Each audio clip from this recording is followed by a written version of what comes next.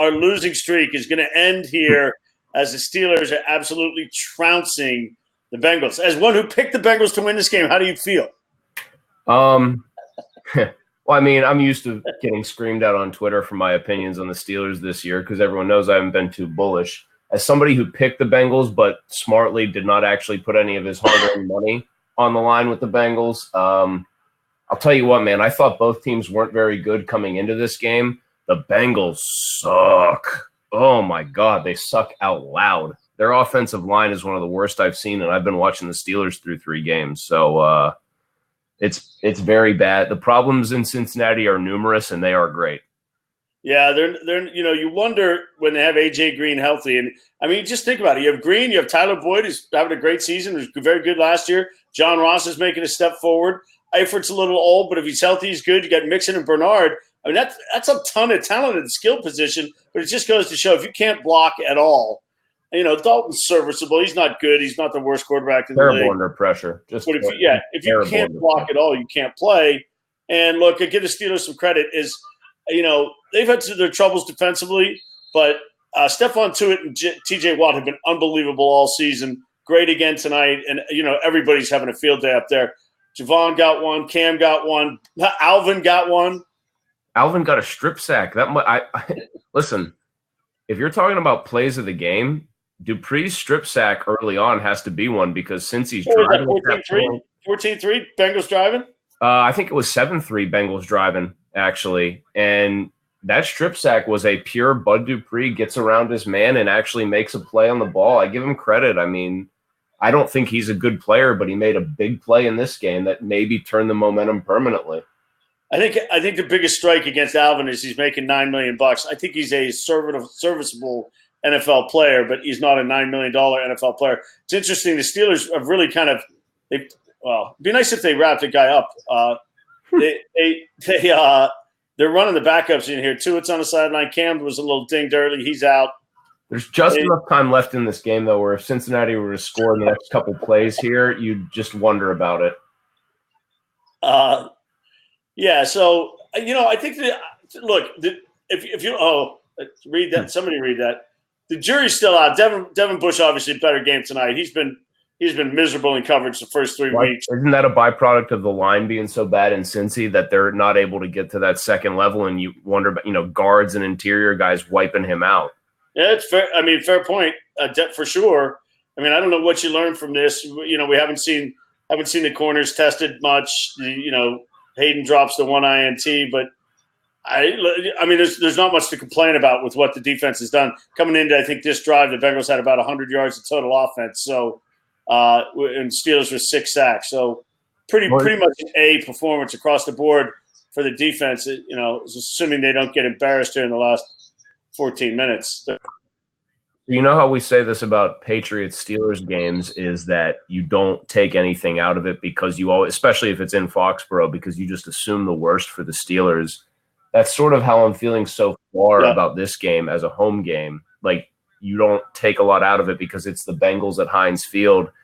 I don't know if you know this one, but counting a playoff game in 2015, this Cincinnati loss that looks like it's going to happen will be their 9th straight against the Steelers. That is their franchise's longest streak against any one opponent of losses is going to be the 9 games that this will turn into. So I don't take too much from a game against them because the Steelers always find a way to beat them. Let's talk about the offensive side of the ball a little bit.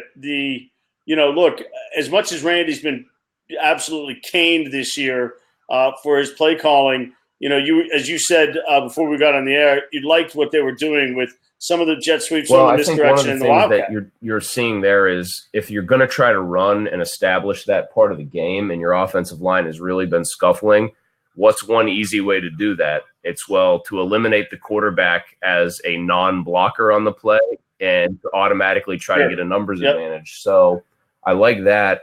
And then you know what? Samuels is your most versatile sort of overall talent. He's kind of a jack of all trades, master of none, but he's the perfect guy to be taking direct snaps, having the ball handling ability to fake the zone read, the handoff, and then take off with it. I actually like, to use a Mike Tomlinism, I like the deployment of Jalen in this game. Our boy Danny says that we're way overdue for a Dalton pick. I will say Dalton, in eating 6 sacks, has only thrown it up for grabs, once or twice. We'll see if we get one here on third down because, this. Oh, Mike Hilton's been jawing a little bit here over the past couple of plays. I was going to say, you see Mixon I'm almost glad to see Mike Hilton talking and walking after Mixon almost killed him. I think it's the greatest thing in the world that his cleats weren't stuck in the ground because he'd be dead. He literally might be in 2 pieces because Mixon came at him with twice the speed and force and size that Hilton came on that blitz.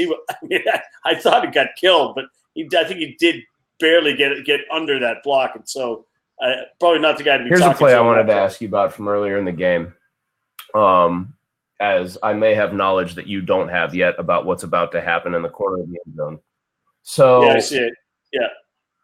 Yeah, he should have made that catch, Barron. Well, that's one, but I was thinking about the pass interference and Tomlin's challenge of it, just all of it. I mean, it's one of the few times Tomlin, I think, should have won a challenge, but that offensive pass interference, I think, is one of those stories in the NFL that we're still hearing about. Just a bizarre application on Johnny Holton on that play that kind of got me. I was just baffled by it. Yeah, so on that play, Tell me this, because I went back and forth with somebody on Twitter. The referees on the field aren't reviewing that call, right? That's not their call anymore. It goes to New York, right? Yeah, it's a Riveron call. So he's not making that call. So it's not as if the ref said, screw the NFL, we're never going to overturn our own calls. I'm just stunned that the play is called an offensive pass interference on the field to begin with. That's kind of what gets me about that. This, by the way, functionally is the football game right here on 4th and goal from the 14. Oh, good God. I mean, you're an optimistic Bengals supporter. Who was our guy, Daniel, that asked for an interception, by the way? Danny asked for an interception. Yeah, Danny. Oh, Danny, asking you shall receive. And none other than that coverage demon, Mark Barron, making the pick. I don't know. Nice call, Danny. My question now is, do I really want the Steelers defense, as bad as they have been most of the year, to be the ones posing after a turnover? Kind of turnover. Come on, man. No, I'm not going to be the fun police. I can't be. That's not my brand. I think I killed Fichtner for his play calling to go circle back around to that, David. And I think what I just liked about this was they just did something different. You know what I mean? What they got crushed for was how conservative and how risk averse it was in San Francisco. And I think it needed to be just more aggressive, especially with all those turnovers. And I think tonight they came out and said, we're just going to do this and screw it. If it doesn't work, we at least went out on our shield here against these guys, doing something different, not just kind of turtling. And you're seeing the results of it. Yeah, so one of the things is you look at this, and a lot was made last week, and I hadn't seen the stat actually until today, that only two of Rudolph's completions last week traveled more than 2 yards past the line of scrimmage. They were both obviously the kind of back-to-back plays that were touchdowns and had the interference call in there as well. I don't have any – look, if they're going to give you the 8-yard check down all day long, you take it all day long, right? I mean, the Patriots have made it – doing that, though, is – and this is why Brady's so good. The key to that play is hitting the guy in such a way that he maxes out his yak yards. So if you're taking like a 4-yard check down, fine, but make sure you hit the play correctly. I've gotten Garrett saying the coverage demon like that one. A lot of coverage demon, Mark Barron. Right on time. And then I like this one. Poor Andy. Poor Andy from Michael. Yeah, poor Andy. I'll tell you, it certainly, look, Baltimore games are always interesting. It certainly makes next Sunday's 1 o'clocker, get in front of the television. I am much more interested in the game than I would have been had the Steelers lost this already, because I think everybody knows, because I've probably said it 30 times myself, one team in history has made the playoffs starting 0-4, and that was the Chargers back in 92. So just by virtue of winning this game, the Steelers are increasing their odds. Here's the thing that they're one game out of the division lead, and they get the division 5 more times. So I mean, obviously, at some level, they control their own destiny. I don't think Baltimore's that good. Your boy Nick the Chubb. thing about Baltimore that gets me look at how bad, like, they beat the worst team in football. And then no one really talked about this in their own building. They barely beat maybe the third worst team in football. If the Bengals and the Dolphins are the worst, maybe Arizona's third worst. They barely beat them. And then you have them play in Kansas City in what might have been their best performance of the year and only losing by 5. I wonder how good that team is. He asked for the illegal headshot and he got it. Did the old little throw the flag motion. Yeah, very nice. Yeah, that's gonna be that could be an ejection targeting call. I don't know what we haven't seen many of those. Do you think Vontaze Burfict's on a flight watching this game back from London, furious that happened right there? It looked like he got more of Deontay Johnson's shoulder, but I can't see from the angle here. Man, it looked like that was actually he lowered his head, but that it was shoulder to head and shoulder to head on each guy, really. Well, the other thing is Deontay Johnson lowers his head too. This is what I never understand this whole thing where both guys put their heads down. Who was the Steeler back a couple of years ago? Just used to do that all the time. It was one of many forgettable ones that they've had. Yeah, not Ridley. Yeah, it's no, but bigger back and before that, not Isaac Redmond, but the other guy who ran with Gary Russell. Drawing a blank. No, the other guy, the guy who actually got some burn. Played. What is the name that's coming to me is Dwyer. Oh yeah, Jonathan Dwyer. That's it, Jonathan Dwyer. He used to put his head down. Jonathan Dwyer, 15 yards in the open field in game at Heinz Field, put his head down and ran over a guy literally like that. Should have got. He did get a personal foul. Should have got thrown out of the game. That was Dwyer's in the Hall of Fame for me of guys I thought were going to be really good and then were kind of good and now aren't good. To go back to he was in Mel Kiper's first round before his senior year. He was a projected first rounder by Mel in his top 30. Didn't the Steelers get him in the 7th, 6th or 7th? Something like that. No, well, he definitely had. He might have torn it up early. ADD. So we got a couple good ones here. Hunt said, "Almost wish Barron didn't catch that. Don't want any excuse to keep him on the field when Vince gets back." That will be an interesting thing to see because you assume if Bush continues to get better. Ooh, nice job by Mason Rudolph there. I like that throw a lot from Rudolph, just taking what was there and having a safe. I think Samuels is just so good as a safety valve because he's such a natural pass catcher. He's a little more elusive than I thought he was last year. That little move he got in the first half tonight. Oh yeah, on that sideline. I mean, he's a guy that I think when he gets the ball, having caught it, I think he just is fluid. I think that's important. Boys are talking smack to the Bengals. Zach Banner far as right tackle. Vince and Barron, I mean, normally I would not advocate Vince Williams getting a lot of burn. But man, Barron has looked so slow by and large, and Eifert scorched him on that play that he should have caught the ball. I don't know, man.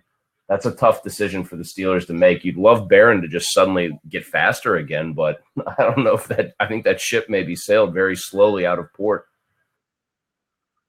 Yeah, I'm a little disappointed in what I saw. I have to tell you, it's a little bit like, they're a little pushing and shoving going on. A little bit like the John Bostic stuff last year. I really thought Bostic was a decent signing. He just didn't play very well. And I liked the Barron move to sign him as well. He's not that old. Hadn't been great, that's for sure. Here's what I don't know about that. Like, how, if you're the Steelers, do you scout a guy like that and he just doesn't have it physically? That's interesting. I don't know how many of these guys ever get brought in for tryouts. Some of the guys later in free agency will have conversations, but do they work them out? Well, the thing that raised a red flag for me was that the Rams, a really good team, let him go, and they still needed some help on defense. You figure if they thought that he was that important to a winning team, they wouldn't have let him be a cap casualty. We know teams have ways of working around this with most guys, especially the ones they deem to be the most important. Yeah. They certainly spent a lot of money on a lot of guys. He's probably exactly the price that they can't You know, they got guys who are making 700,000 and guys who are making 10 we got million. Gigi here, who even in a 24-3 game is pointing out something. James Washington, completely non-existent yet again, which is very true. You know what was an alarming thing early in the game with him? He's in his second year. Deontay Johnson's a rookie. And before a play, and I understand a guy might get confused on a given play, Deontay Johnson's got to direct traffic with James Washington to get him lined up correctly from the opposite side of the field. That's not a good sign for 13. Yeah, I'm a big believer in Deontay Johnson in terms of what I've seen so far, and couldn't agree more with Gigi that James Washington. I'm not keeping the light on for James Washington. I might keep the light on more for Donta Moncrief. I'm not James ready Washington. to go to that extreme, but I mean, we're getting there. It's, you know, I just wonder. I mean, I used to do Pitt pregame, obviously, for the radio, and I would go and I'd be at home games in the press box, kind of taking it all in, occasionally just soaking in that great Pitt atmosphere, of course, that we all know and love. And I'd see Kevin Colbert there, and I just wonder how caught up he might get in a given game, like seeing James Washington and Mason Rudolph torch Pitt in that Oklahoma State game. And you wonder if he gets caught up watching certain players that he might see frequently, or if if it's a Pitt guy with James Conner. I don't know. I don't think that, that maybe that would shock me. Look, first of all, he's not a sole decision maker. They've got crossmakers doing all these guys, and most of these guys were taken. Very few of these guys were reaches. I mean, I think Conner was probably the biggest reach of the group, and I think that's you could say that for a third round pick, he's worked out pretty well. So Mason. So first of all, by the way, don't forget if you want to join us, and we would like a little somebody else's mug on this screen here with us. Hit the button in the upper right hand corner. You get a good fresh look at the player pager hat, the new company. So we could use a couple folks on here and have a little chat face to face. But Mason Rudolph, what do you give his performance tonight, Chris? You recall like the 99, the 2000 Cordell Stewart. It's the fan line button, by the way, upper right hand corner. The fan I'm pointing. line button. You can't tell. Trust me, it's to the upper right corner of my screen. You remember Cordell Stewart, like in the 99, 2000, like rehabbing himself, especially 2000 when they were trying to get him back to sort of usable. And he had a couple very game managery performances. Mason Rudolph's having the 2019 equivalent of that, but I've got to give it an A. He's made the throws that have been there, and then when he took one deep shot, he hit it. Yep. I mean, I got to give him an A. Okay, so we got a couple guys on here. The Mike is asking about the receivers, and clearly, look, the guys who have done the damage in this game are the running backs in the passing game. Nice catch by Vanette on the one coming back that Rudolph probably should not have thrown. A nice bailout catch by him. But so the receivers, where do you think do the Steelers have a good receiving group? Do they have a bad receiving group, or do they have? Are they league average? I think are they're below average. I think we're getting to the point here where this might sound like a crazy opinion, but it maybe fits perfectly with leave the light on for Moncrief before Washington. I could see conceivably a situation by the end of the year where the go-to guy on that receiving corps is Deontay Johnson, not Juju Smith-Schuster. Well, they're going to bring certainly different dimensions. I think Deontay could be a pure burner. This would be interesting to see if Boswell nails this down the middle, by the way. I've been a huge fan. I was a full proponent of not cutting him last year. 49 yards.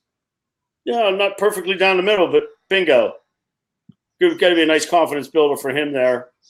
Is that the first one over? First one over 45. First one over 45, right? I believe. To finish off on the receivers, to me, it's a commentary on how great Antonio Brown was. It was a rising tide raising every boat in that core. And without him, I think you're seeing what they are, which is a group of like number 2 and 3 type guys. It's like a starting rotation that doesn't have an ace. That's a decent analogy. I think. Look, I'm not. People are in a hurry to say Juju's not a number one. Juju's not a number one in the Mike Evans mold, but Nuke or the top 7 guys in the league. But you pair Juju with a really good player on the other side, and Juju's going to get his 1,000 yards and his top what 80 catches receiver in the NFL? Top what? I'd say I'd put him between 15 and 20. Probably where I'd put him. You think I'm high? I could see 20 to 25. Like, I'm just trying to think, like, if I start rattling off receivers, it's like Julio, Hopkins, etc. And I wonder how many I would get through before I would get to him. Yeah, you look at guys like, where do you put a guy? Josh Gordon's probably not in that league right now. There, I don't know where you put the Kansas City receivers that aren't Tyreek Hill. I mean, where do you put Sammy? Where do you put a guy like Cooper Kupp?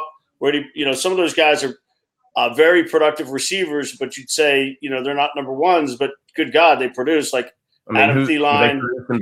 Are they producing because of scheme or ability? Like, that's what I mean. Juju clearly produced because he was put in favorable situations in years 1 and 2 that Brown's double coverage attention commanded. Now I just wonder if he can win in that different role. I mean, we always talk about schemes and this and that. Sometimes it comes down to who wins. One-on-one, do you win? Sure.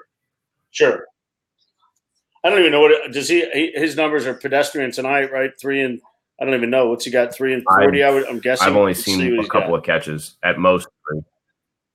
3 for 15. So yeah. I mean, the thing was alarming about Juju last week was that they singled him up on Richard Sherman, and Sherman essentially took him out of the game.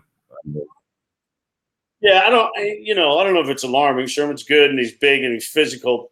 Just the kind of guy. I mean, it's not like Sherman blanketing it. It's not like prime Sherman a couple of years ago blanketing AB, where he's got a 5-inch height advantage. Juju's damn near the same height as him and just as physical as far as like build. Well, right. I would think that would be. I would think Juju would prefer the small cornerback, and anybody would. I think. Look at Boswell. He just keeps kicking him out of the end zone. I mean, he's bombing him. All right, let's. Danny said he'd need more time with Rudolph. Juju is he? What do you think of Juju's off camera or on camera is probably a better way to put it. Off field persona. I think that one good thing for the Steelers is that if Antonio Brown in a 27-3 blowout only had 3 catches for 15 yards and was virtually non-existent, they would not be able to put him on mic and have him interacting with his teammates. So I will give Smith-Schuster a lot of credit in that respect for walking the walk as far as being a good teammate. Good. I'm with you. So let's see who we got out there. Oh, Big Dan. Oh, no, it wasn't Big Dan. I thought it was Big Dan's getting some burn, but I thought maybe he was busting through the middle there. God, what's Dalton thinking about here the next 12 weeks of his season? Ask the question to the audience that you asked me when I got about Andy Dalton. Wait, what was it now? I'm blanking. Hold on. Oh, yes. Week 16. All right, fan grid audience. Here we go. Week 16. Dolphins, Bengals. Over under combined wins for the two teams when that game happens in week 16. Over under 1.5. I'll take the under. The Dolphins are going to be a winless football team, I think, this year, and the Bengals might have a win when that game happens. Yeah, so my bet is, like I said, if you had said 3.5, I might have taken under. I'm with you. I don't think the Dolphins are beating anybody. Jason said under. Mike said under. Sam said under. What? You froze on me for a second. Did you give 3.5 as the number? No, I gave it as 1.5. Oh, so. 1.5. Okay, here's a good one. I think I know the answer. Lewis is asking, would you put Hodges in for the next series? There's zero chance Mike does that, right? Zero. Less than zero. There's zero chance, but you know what? I could actually. I mean, if you think it's harmless to let Rudolph hand the ball off 3 times, then let him do that. But if you were gonna, it would be insane to put Rudolph back out there and then drop him back to pass even once. Yeah. Well, I just also wonder, you know why guys do this in colleges, right? You're losing your quarterback. In the short term, your quarterback's going to be gone. So you got to keep right. You've got to get the next guy ready. Yeah. So I just wonder if it's worth putting him in for him to just take 3 snaps in an NFL game, so that if he ever has to do it, he's done it. I'm sure Mike will not do that. I think if Duck Dynasty has to get in a football game for any meaningful reason. Where does that come from, by the way? He's a champion duck caller. Oh, he is? Yeah. Wait, are you the last person in Pittsburgh to find that out? Clearly, man. I've been working hard. Yeah, he's a champion duck collar or some goofy stuff like that. That's why people want. If he was just Devlin Hodges and there wasn't anything fun about him, I don't think he would be on anyone's radar. So, Michael said over. Michael said over to the Dolphins Bengals question. They're both playing the Jets. That Jets team, once Darnold comes back, is considerably better than both of these teams. I do like Darnold. I don't know how good their line is, but that'll be interesting. So the next question I like too is Gigi's back. And he said, so is that who the Browns have? Do they have the Niners next week? They do. I'm going to look up something real quick, but I think they get the Niners I think they have to go out west to see them. So they lose, the Steelers beat the Ravens, and everybody's tied at 2-3. Correct. That could happen. They get the Niners on the road. Good. Niners on the road, Seahawks at home, bye week, and then Patriots on the road. Oh my God, that's the Browns schedule? Yes. That's brutal. That's just what they go. If they manage to go 2-1 in that stretch, I think they'll have Cam killed him. Oh, he killed him. And it was clean. Cam is a large human being. Oh, I do not want to be Andy Dalton. Oof. Oh, you know what? It was bad, but he went into his lineman there. So, I don't know if you consider being hit into a human being better than being hit into the ground. I guess it was better. I think, by the way, to answer Gigi's question, I think the Browns are going to beat the 49ers. And it's not because I'm a Browns honk. It's because I think they did figure out against Baltimore, what they are a little bit. I also think that's going to be a team in Cleveland. If you can get this about them, they're going to be better on the road this year than they are at home. They're going to be one of those teams that I just think. What do you got? Why is that? I just think that they're a team that's going to press at home, and I think they're going to be a little bit freed, a little free and easier on the road. I know you watched more of this game than I did yesterday. I was banging around and doing some other things. Who was the better performer at quarterback? I assume it was Mayfield, but Mayfield vastly outplayed him. He had one bad interception, but Mayfield vastly outplayed him. And this is what I was saying about Baltimore earlier. Once Jackson got into must-pass situations, he looked really bad. And I know that the one thing, as Hunt is saying here, that the Niners D-line is way better than the Browns O-line, no question. But I think that one thing they did well, Baltimore's defensive line isn't what it used to be. They did run the ball very effectively, and that made Mayfield's life a lot easier. So, yeah, it's definitely a transition year for that defense. People don't talk about it a lot, but because they've turned that defense over so well periodically, they had a lot of guys leave this year. So that'd be. I'd give Dalton credit for standing back there on 7-step drops and throwing deep because he's getting crushed at just about every play. Danny's sensing another Dalton INT. Yeah, well, that's a touchdown if you. Danny, if you get this one right, we might have to give you a job or something if you keep predicting the future in these games.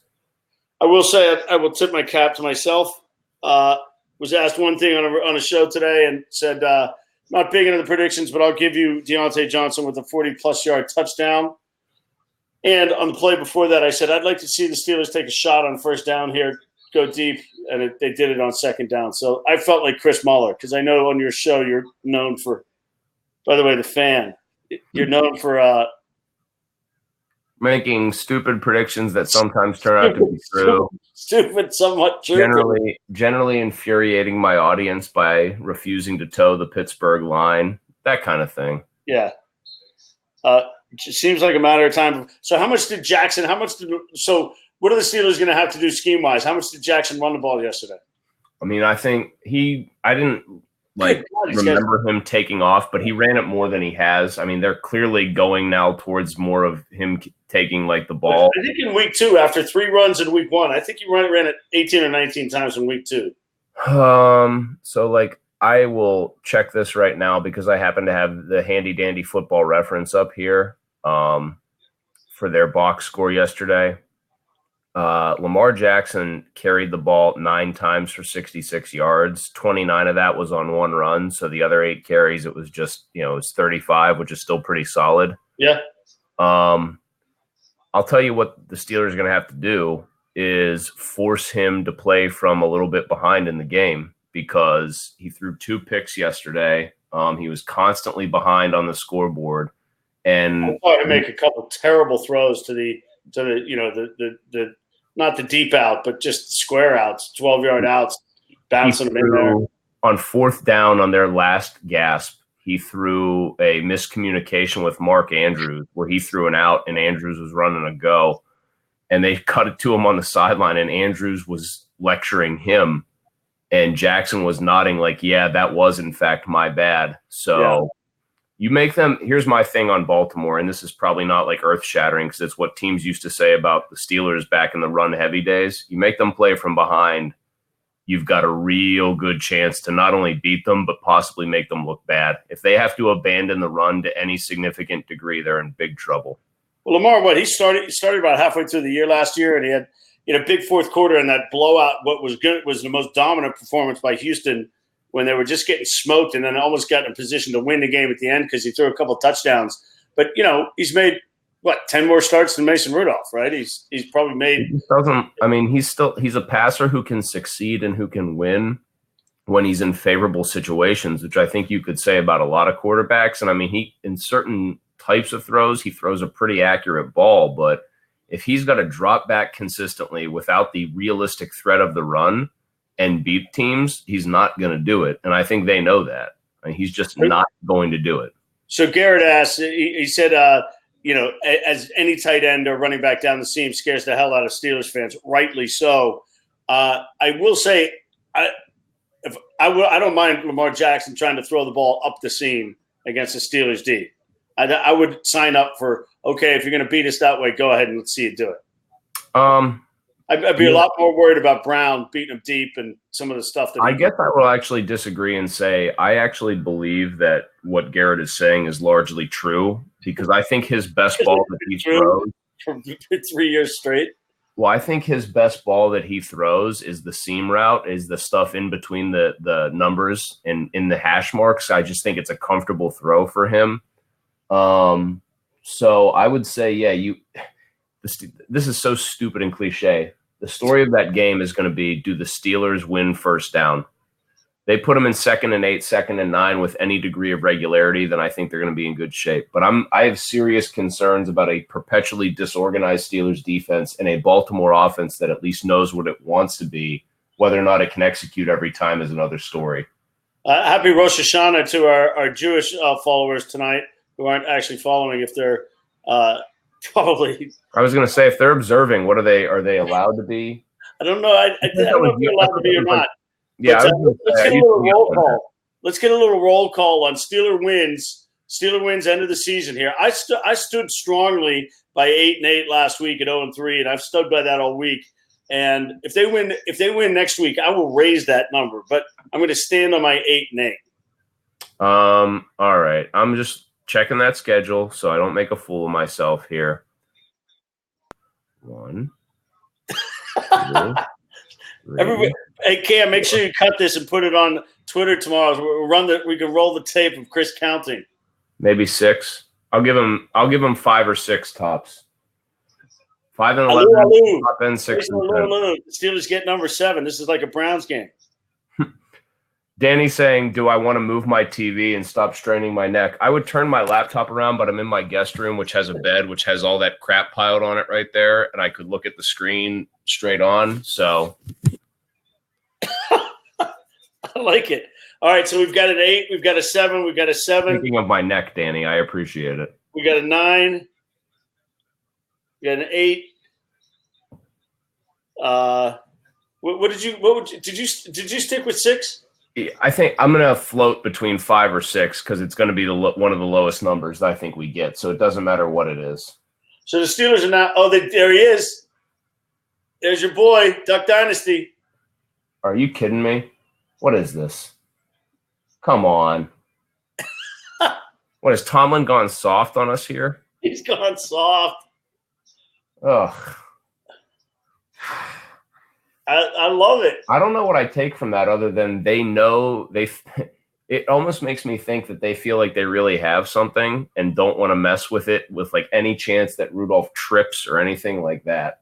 What? So, okay, there we go. What do you think about that 14-2 stat of Mike Tomlin on Monday night? It scared the crap out of me. I thought actually Hodges winning the game for a second. No, I thought he did too. He didn't. Okay, you scared the heck out of me. I thought he was in.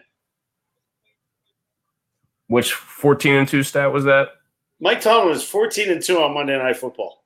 Well, the Steelers haven't lost since 1991 at home on Monday Night Football. The Giants beat them way back when. So what do you make of that 14-2 stat? He gets his guys up. He gets his guys up for big games. Like, he and Pat Narduzzi are very similar in that regard. They're emotional coaches.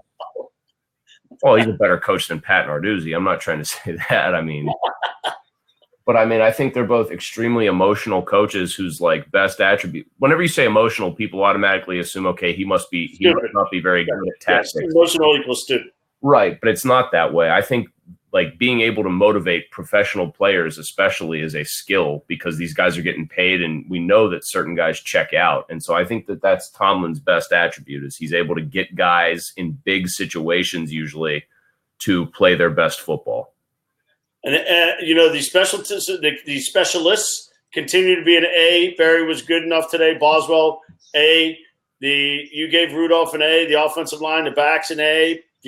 Receivers, I would give Johnson a pretty good grade, a B+, but otherwise that's the one area where you're still going to be kind of left wanting. Like, give me. Look at our boy Bert there. Just grabbed Rudolph for a little post game on the set. He's going to get to be on the set. That'll be fun to watch post game. The defensive line, A+. Devin Bush gets an A. TJ and obviously Alvin get an A. Maybe don't give it Barron an A, but safeties didn't have to do Bush a lot. Was a lot better, yeah. Hayden, yeah, I would say everybody but Barron gets a good grade on that defense. And if you're looking for the matchup that defines Steelers-Ravens next week, I think can that Steelers front seven attack effectively without overcommitting, because Baltimore's going to have plenty cooked up to try to make them pay if they try to crash in on one side with zone reads and stuff like that. Lamar Jackson is a different kind of dude altogether than Andy Dalton. Good stuff, Chris. Well, this was fun, and some good turnout on the app. Thank you, guys. We're still going to get some of you guys to get your mug on the app with us on the fan live situation. But we'll be back next week. It should be a fun one with the Ravens. Tune in. We'll be back here again, fourth quarter live on the FanCred app. Tell your friends. Chris Muller, David Todd. Listen to Chris, 2 to 6 on the Fan, weekdays, Monday through Friday. We'll catch you next week. Thanks. See you guys.